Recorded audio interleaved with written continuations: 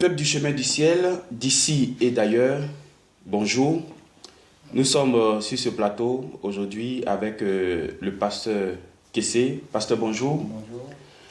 Nous voulons ce matin, aujourd'hui, vous présenter un sujet, vous présenter un thème. Il s'agit de la moisson, la fête de la moisson. Nous sommes pratiquement, nous tendons vers la fin de l'année. Voilà, nous tendons vers la fin de l'année. Et nous avons la moisson, la fête de la moisson, chemin du ciel, qui est prévue pour le 7 décembre. Mais avant ce 7 décembre, nous voulons savoir c'est quoi la fête de la moisson, à quand remonte la fête de la moisson dans la Bible, comment il faut moissonner, quels sont les impacts de cette fête dans la vie du croyant aujourd'hui.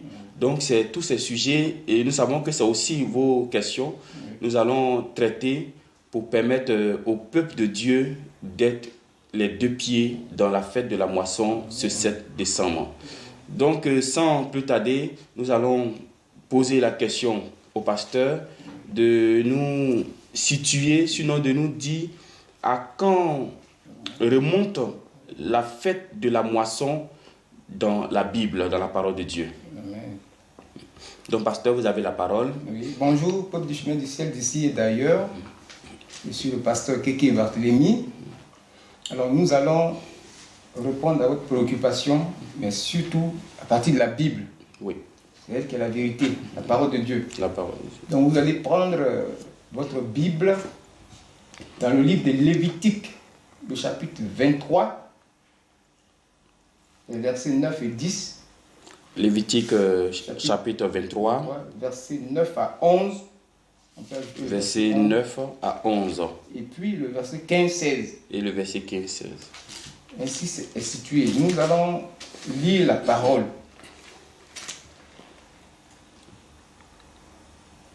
L'Éternel parla à Moïse et dit: parle aux enfants d'Israël et tu leur diras: quand vous serez entrés dans le pays que je vous donne et que vous y ferez la moisson, vous apporterez au sacrificateur une gerbe, prémisse de votre moisson.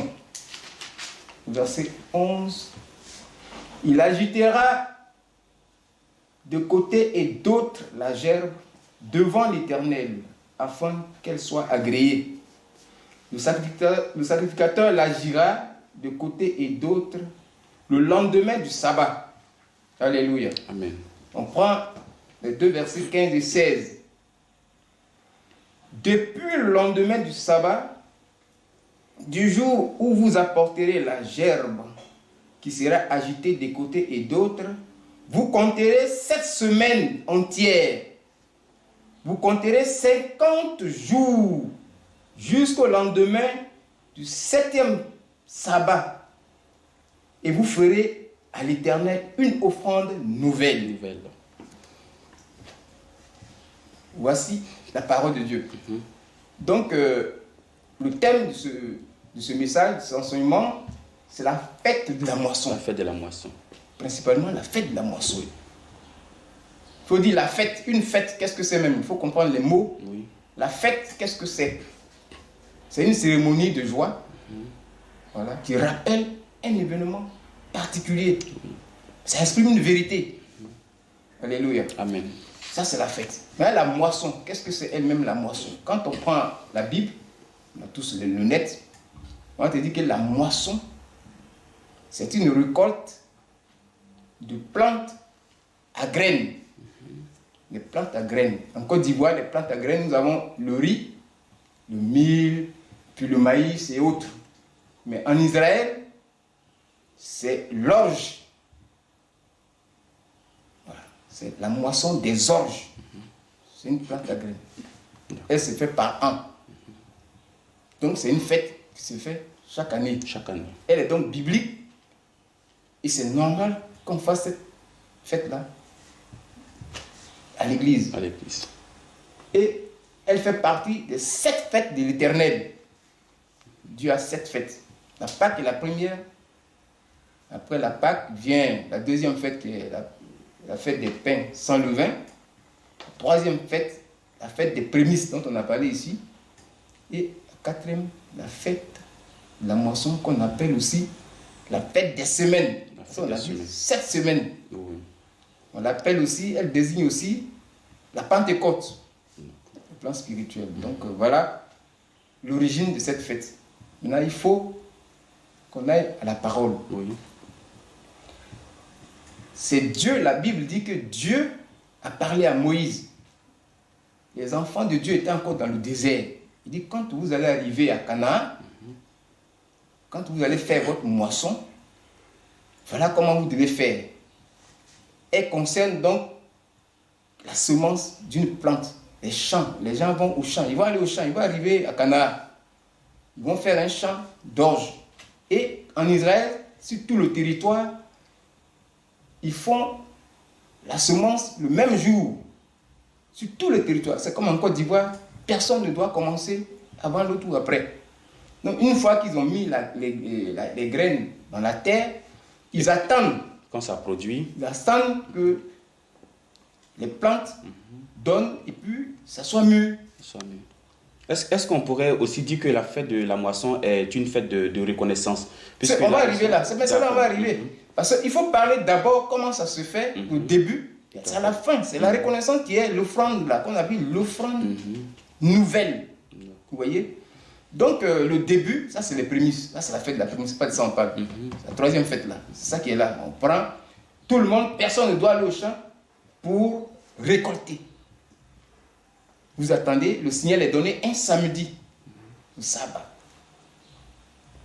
Et on rentre dans le champ. Le sabbat, ils s'en vont d'abord à l'église. Le dimanche, le sabbat c'est le 7e jour, le samedi. Le dimanche c'est le premier jour de la semaine. On rentre dans le champ pour moissonner, pour récolter. Et la récolte dure 49 jours. 49 jours, c'est ça qui est 7 semaines là. 7 semaines, 7 fois 7, ça fait 49. Est-ce que vous voyez? Oui. Donc, pendant ce temps-là, c'est la récolte. C'est la récolte, c'est la récolte. Tu es dans ton champ, les gerbes là, tu coupes une gerbe, mais il faut plusieurs gerbes, tu attaches, fais un paddy, et puis tu déposes. À midi, tu peux te reposer, ranger. Tout à l'heure, les 17h et quelques, tu fais ton colis, tu mets sur la tête, tu t'en vas. Mais tu es en train de faire la récolte. Hein. Mais jusqu'à la fin, le 49e jour, c'est un vendredi. Ça tombe un vendredi. C'est bien dit, quand on lit la parole ici, c'est bien situé. À partir du moment où on a commencé, c'est un vendredi qu'on finit. Le 49e, c'est un vendredi. Personne ne doit aller maintenant au champ. Ce vendredi-là, le 49e jour, vous quittez l'après-midi les champs, vous ne retournez plus. Le samedi, c'est leur fête ordinaire. D'habitude, chaque samedi, eux, ils vont à l'église, ils vont dans les synagogues. Maintenant, le 50e jour, comme on a dit la parole ici, parce que la fête de la moisson même, c'est le verset 15 et 16. Le 9 à 11, ça c'est le début. Le 50e jour, ça dit que tu as déjà amassé l'orge dans ton grenier. Ça c'est ta moisson, c'est ce que tu as eu. Le 50e jour, tout le monde maintenant, vous allez aller particulièrement à la prière, dans la maison de Dieu. Oh, c'est pas habituellement, ils ne vont pas là-bas. Le lendemain du sabbat, ça veut dire dimanche. Sabbat, c'est samedi. Le lendemain, c'est dimanche. Mais pour ce jour-là, cette année-là, ils vont aller, tout le monde, personne ne reste. Mais tu prends une offrande chez toi, à la maison, une offrande nouvelle. Tu as l'habitude de faire des offrandes. Pendant les 49 jours, tu fais offrande. Les samedis, tu fais offrande. Oui. Mais cette fois-ci, après la récolte est finie, le 50e jour, ce dimanche-là, on ne va pas au champ. Comme d'habitude, on va dans la maison de Dieu. On prend une offrande nouvelle qu'on va donner à Dieu pour exprimer la reconnaissance de ce que Dieu t'a donné. C'est toute l'année. C'est ce que tu as eu toute l'année. Dieu t'a fait du bien. C'est une image. C'est une image. L'Ancien Testament s'exprime par les images. Et le Nouveau Testament explique les images de l'Ancien Testament. Donc, pour dire quoi? Toute l'année, tu as travaillé ce que tu as eu, mais en fin d'année, il y a un jour qu'on choisit pour aller devant Dieu avec une offrande nouvelle. D'accord. qui est différente des autres offrandes pour dire merci à Dieu. Donc, c'est-à-dire que si on veut résumer, la fête de la moisson Oui. est une fête pour Voilà. dire merci à Pour dire Dieu merci à Dieu. pour ce qu'il a fait Tout ce pour qu'il a nous fait, ouais. durant Durant l'année. Ça peut être, il t'a donné la vie. la vie. Il t'a protégé, c'est la moisson. Tu as moissonné la vie. C'est vrai. Tu n'es pas mort. Tu as sémé ta personne en allant au culte, en suivant le culte, en faisant tes dîmes, tes offrandes. Mais c'est ta personne que tu as offert à Dieu. Donc, tu as la vie, tu as moissonné la vie. Tu peux avoir du boulot. Oui. Au cours de l'année, tu as du boulot, tu travailles, mais tu es en train de récolter. Mais à la fin de l'année, il faut rassembler pour aller dire merci à Dieu. Une offrande nouvelle, c'est une offrande que tu prends, tu te dois donner. Tu dis merci à Dieu, tu as eu un enfant, tu as eu le mariage, tu as été guéri. Et surtout qu'on passera d'une année à une autre aussi. Voilà, et c'est comme ça chaque fois, parce que c'est au cours de l'année. Et avec tout ce que le Dieu de Papa Florian a fait pour nous durant toute l'année, nous savons qu'il faut être reconnaissant, à ce Dieu. Et cette reconnaissance est dans la moisson. C'est dans la moisson. D'accord, c'est bien. Mais ça s'exprime par une offrande. Par une offrande. Un jour spécial. Oui, parce qu'au temps d'Israël, eux, ils avaient des chants. Voilà. Mais nous, en notre temps, aujourd'hui, nous n'avons pas de chants. Voilà. C'est une image qui s'exprime. C'est une image, vous voyez, c'est comme ça que ça se passe. Donc, on peut faire cette fête-là de manière physique à notre niveau. C'est légal. C'est une fête qui est légale.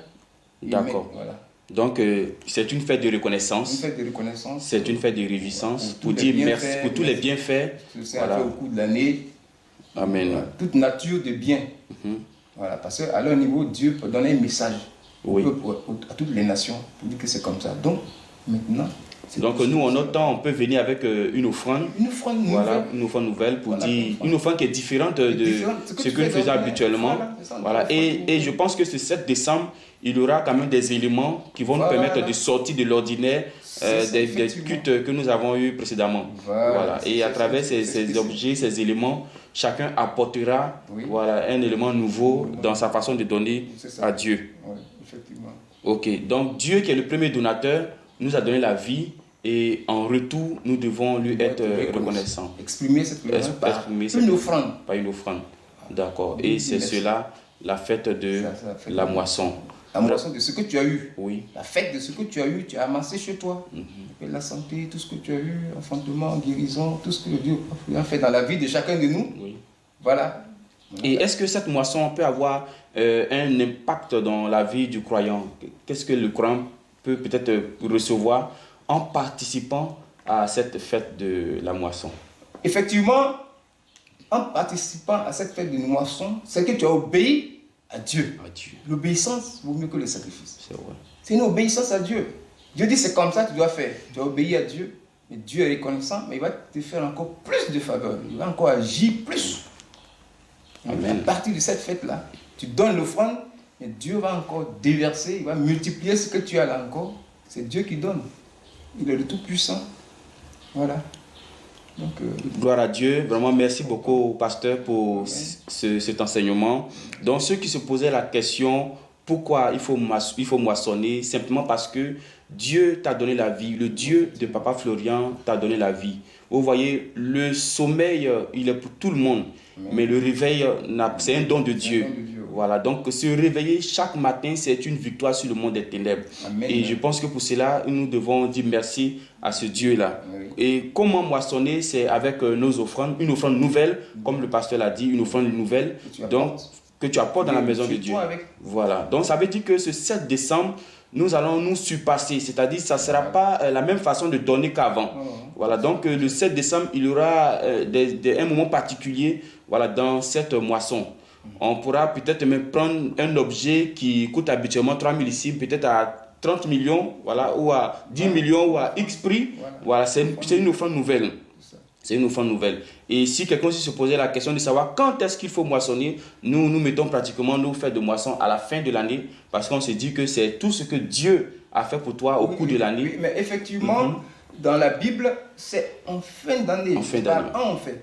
Et puis, c'est le sacrificateur qui Dieu donne. Ici, chez nous, c'est Papa Florian. Oui. Il nous donne la date. La date. Et c'est ce que nous suivons. C'est la voix de Dieu pour nous. Moïse était la voix de Dieu. Moïse dit c'est tel. Donc, voilà, c'est comme ça. Et pour ceux encore qui se posaient la question de savoir quels sont les bienfaits de cette fête, c'est simplement en obéissant à la voix de Dieu, il y a forcément la bénédiction de Dieu en abondance. Donc, il y a l'obéissance d'abord à la voix de Dieu et qui va produire la bénédiction de l'Éternel. Vraiment, on a été bénis de ce temps d'entretien. Merci encore, pasteur, merci encore, homme de Dieu. Peuple de Dieu, voilà, c'est sur ces mots qu'on va prendre congé de vous, espérant nous retrouver très prochainement le 7 décembre dans la grande fête de la moisson. Nous savons que vous serez très nombreux à participer à cette fête. Vous irez même au-delà, voilà, de vos espérances. Vous irez au-delà même de vos moyens, parce que vous savez que le Dieu de Papa Florian, quand il bénit infiniment. Amen. Donc que Dieu nous bénisse. Amen. Merci. À bientôt.